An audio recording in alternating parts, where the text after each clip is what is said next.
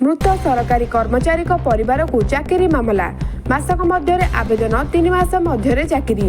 मृत सरकारी कर्मचारी परिवार सरकारी चाकरी पाइबार रास्ता परिष्कार होइछि।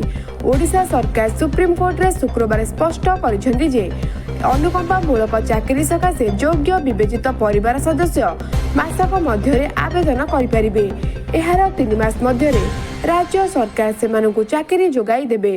राज्य सरकार को एडवोकेट जनरल पीताम्बर आचार्य सुप्रीम कोर्ट रे एहा जणाइबा परे विचाराधीन समस्त 336 मामला को समाप्त कर दिया जाइछि।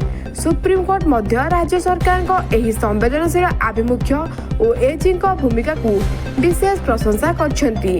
विचारपति जेके माहेश्वरी और विचारपति अरविंद कुमार को नहीं गठित खंडपीठ निकट में एही मामलार चूड़ांत शुणाणी होइथिला।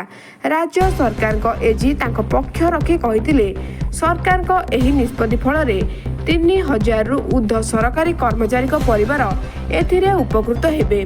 ब्लॉक ग्रांट पाउथिबा केतेक विद्यालय और महाविद्यालय एथिरे स्थान पाई नाहंती। सेमानक संख्या बहुत कम फल सेमानक मामला नहीं आसंता जुलाई रे सुप्रीम कोर्ट रे ग्रीष्मावकाश पर शुणाणी हेबो बोली खंडपीठ कहिसंती। सुप्रीम कोर्ट रे एही मामला संपर्कित समस्त आवेदन शेष हेबा परे ओडिशा सरकार को एजी पीताम्बर आचार्य कहिसंती जे मृत सरकारी कर्मचारी परिवार को चाकरी मामला एक संवेदनशील प्रसंग थिला। न्याय पाइबा पई सेमानकु हाईकोर्ट और सुप्रीम कोर्ट दौड़ाकू पड़थिला। राज्य रे नुआ बीजेपी सरकार आसबा परे मामलार गुरुत्व को बुझी एही निष्पत्ति ग्रहण करछंती।